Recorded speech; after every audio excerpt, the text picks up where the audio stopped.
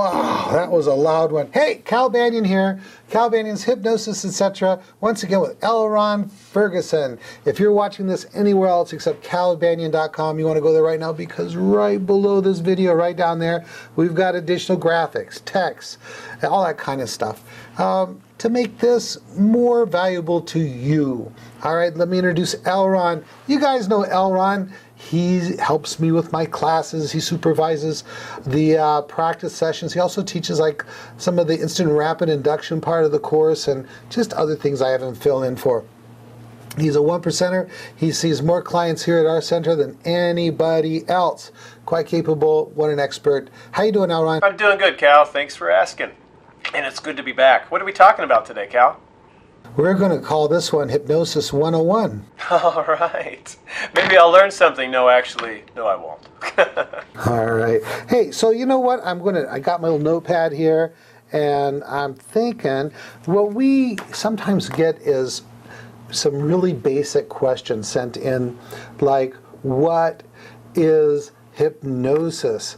And I'm thinking that, you know, let's talk about that, because even for people who've been in the profession for a long time, there's a lot of confusion about what hypnosis is.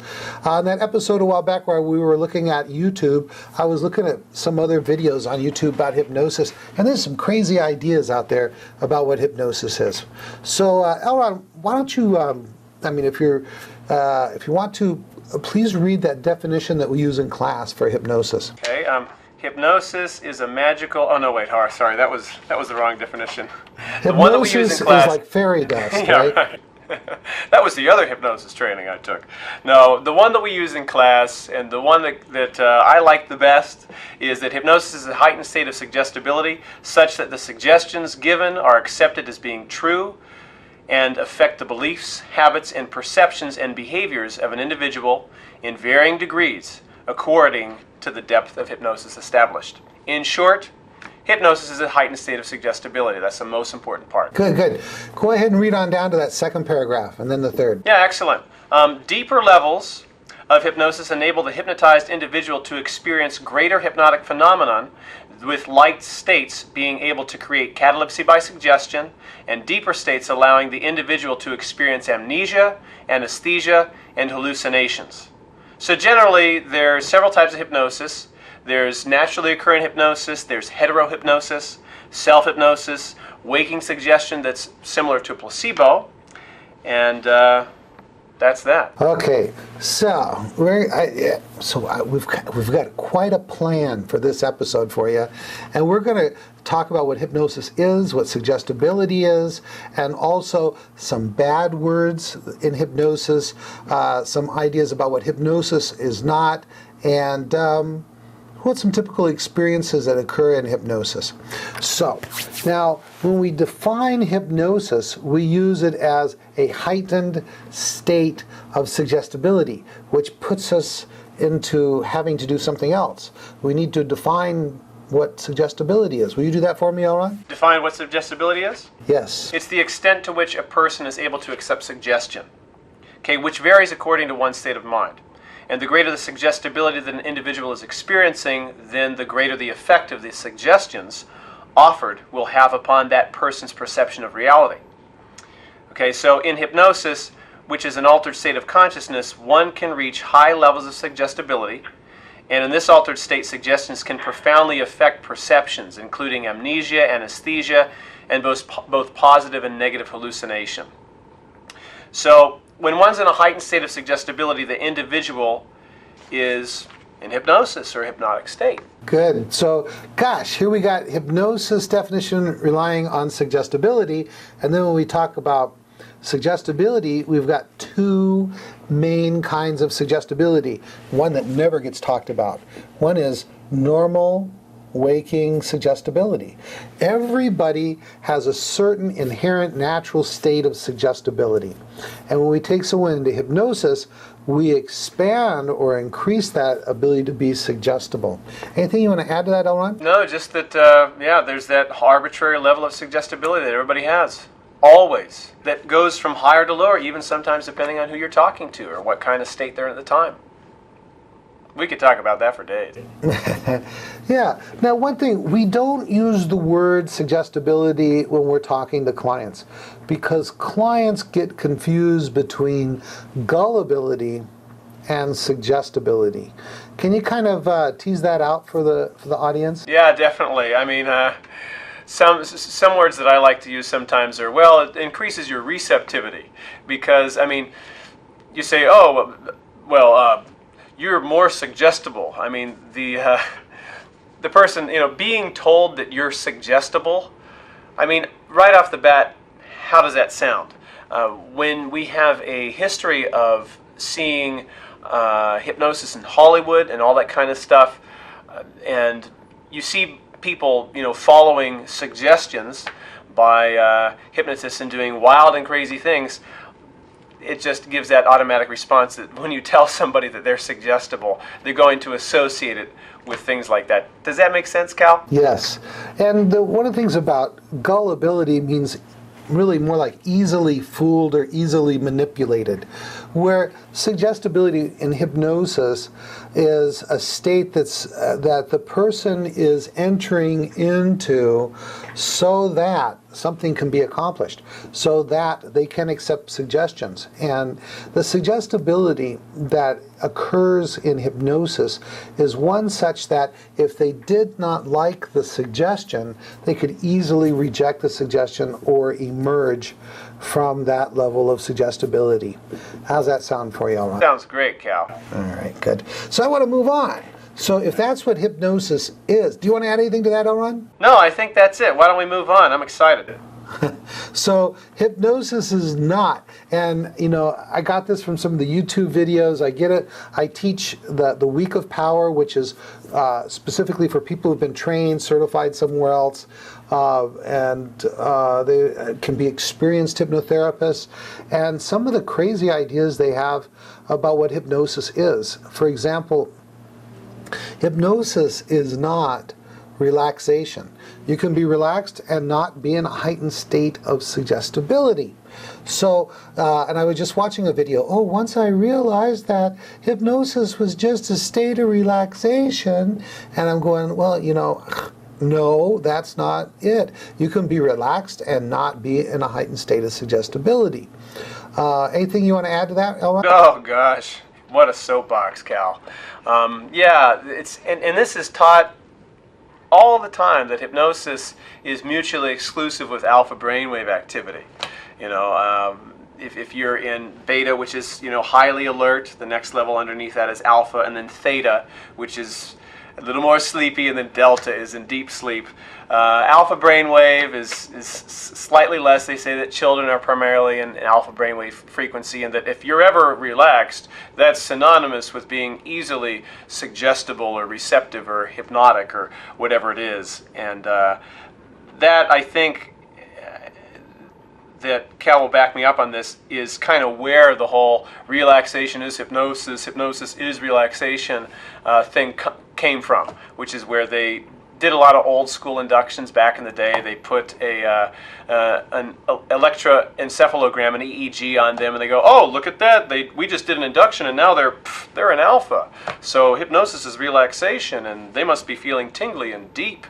That's where that comes from. But yeah, it's like you can be in hypnosis and be running on the beach. We always say that you can scream somebody hypnosis if you have to. It's just that relaxation is a lot more of a fun way to get there. Isn't that true, Cal? Well, that depends on your perspective. I personally like yelling people into hypnosis. Sleep! That kind of thing. Right.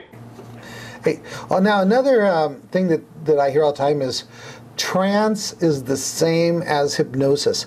The NLP people are really big into using, I tranced them, or they were in trance, and so I did that. And really, trance. All hypnosis includes trance, but not all trance includes hypnosis. So if trance is really where you're fixated just on one object or one idea, and just being focused on that one thing, it tends to perpetuate the focus. So you could be in that state, but not be in a heightened state of suggestibility. Now, for hypnosis to occur, though, you need to have this kind of idealistic kind of, one of the words that they almost changed hypnosis to was monoideism. And it has to do with this focused on one thing.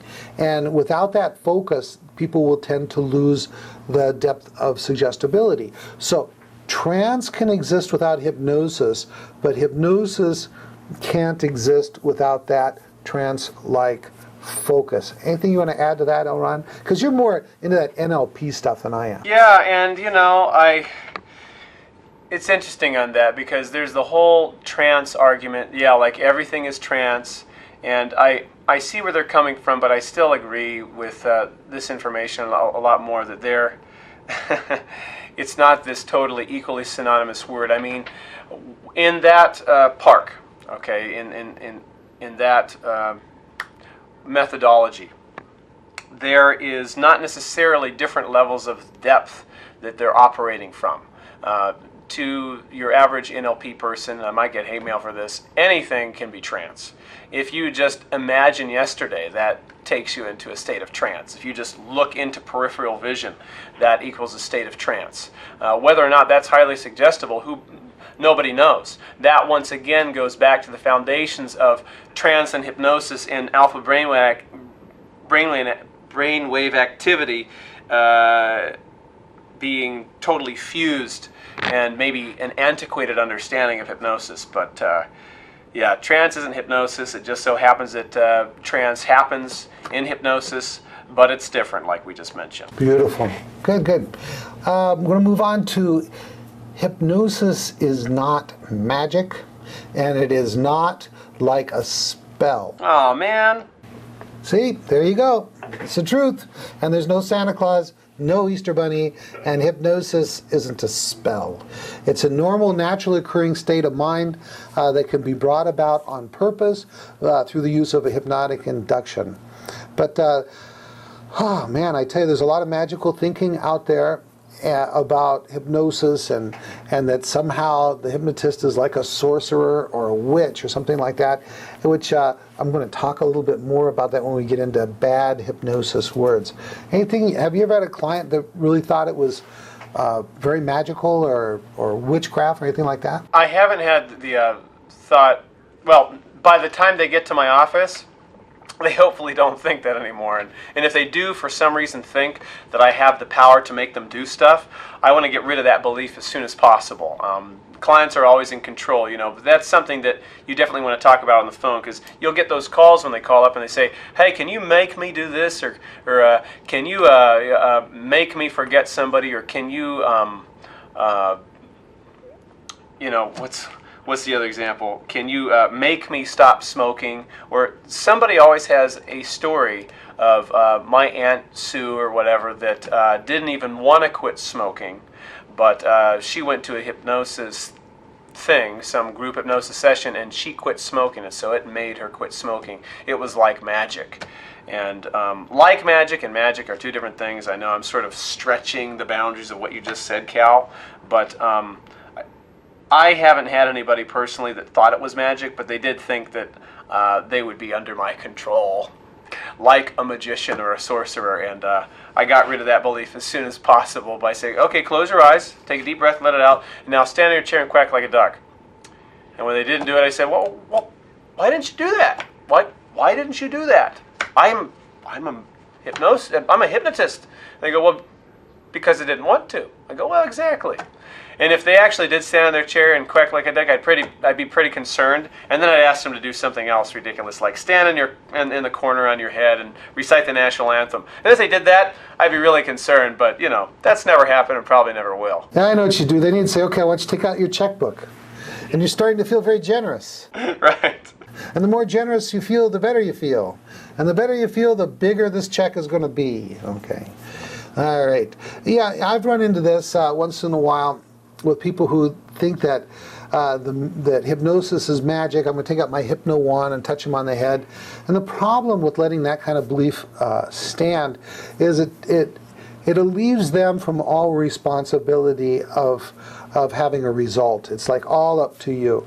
And really, the good hypnosis and good hypnotherapy has done something that it's joint, it's like a dance, it's something you do together. The hypnotist knows techniques and procedures, processes, but the ultimate result really is up to the client to obtain that result. So it's not magic, it's not trance, it's not relaxation, and it's not sleep. You want to talk about that a little bit, Elron? About how it's not any of those things? Not sleep. Oh, it's not sleep, that specifically. Yes. And this goes back to, oh yay, I get to be on a soapbox after all. A lot of hypnotists will use the words wake up in their script for emerging a client. And wake up implies that they were asleep in the first place. We always say in our pre-talk, listen, when I say sleep, it's not referring to the type of sleep you sleep at night. It's just referring to eyes closed, go deeply relaxed. If you fall asleep, you'll miss the whole thing. So stay awake no matter how many times your hypnotist or hypnotherapist says the word sleep. Wow, I think I've watched your pre-talk video too many times, Cal. Well, as you're talking about that, it's a good segue into where I have bad words in hypnosis. And so one is sleep. People, now you'll say, gosh, Cal, I've seen you do hypnotic inductions where you say the word sleep. But just like Elron said, if we are planning using the word sleep with a client, we always tell them that if we are going to use the word sleep, it does not mean normal, natural sleep. It just means look and act as if you're asleep. Go deeply relaxed with your eyes closed. So, we don't want to use the word sleep. We don't want to use the word under, because under is like under a spell, and it implies magical thinking. And even if you don't use the word sleep in the induction, beware of using the words wake up. When you emerge someone, don't say in a moment, count from 1 to 3. When I get to 3, you'll wake up. 1, 2, 3. Because they weren't asleep, and they will know that they're not asleep. And if you end the session with something like that, it can weaken everything you've done, because they'll think, gosh, I wasn't asleep. He told me to wake up, so that means I should have been asleep. That means everything that we just did isn't going to work. And that thought will help to undo everything. Right, Elron? Yeah, or worse, they could think maybe I was asleep.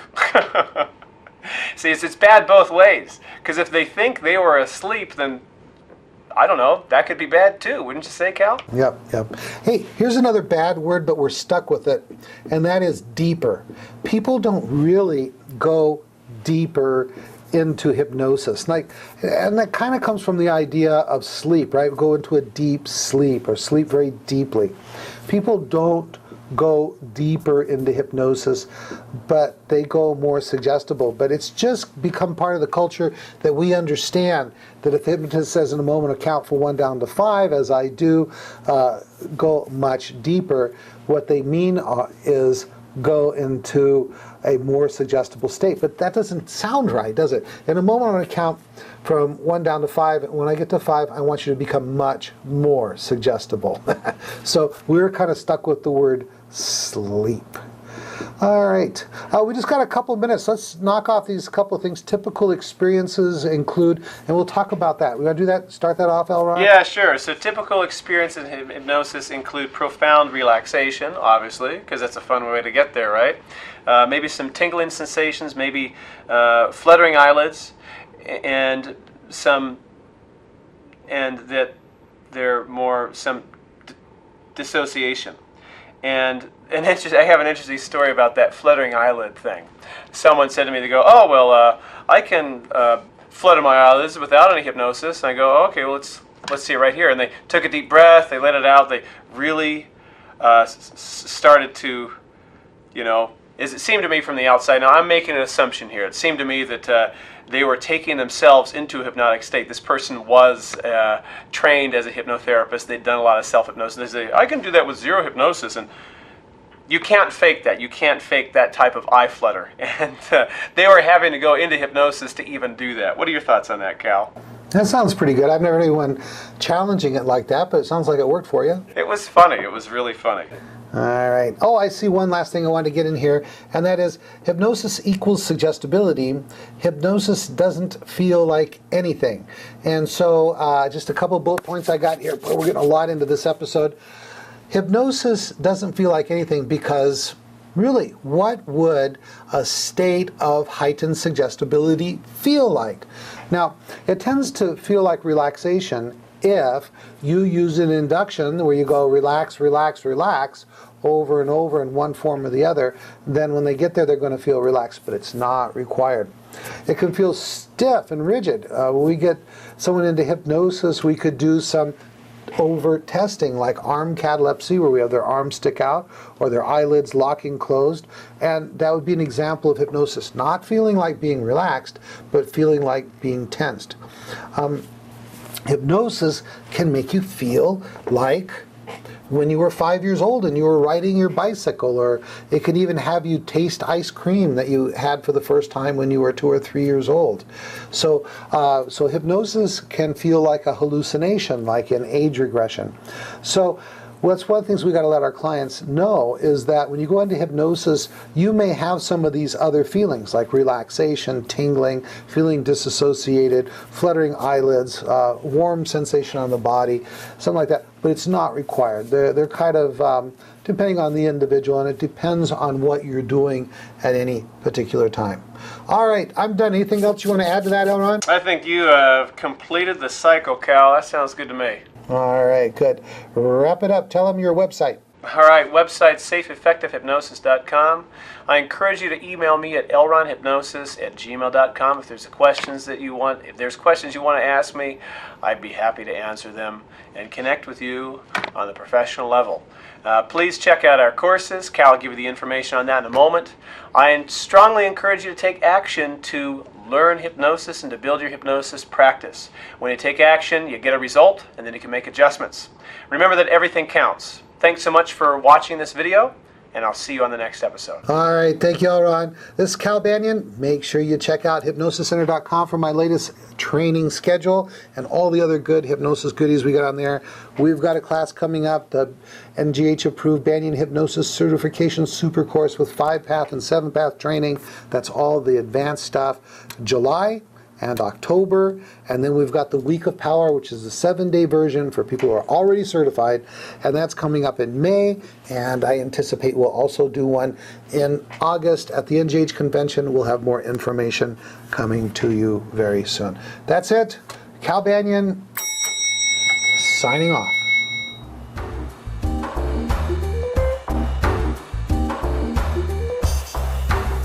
This recording is the property of Cal Banyan and the Banyan Hypnosis Center for Training and Services, Incorporated.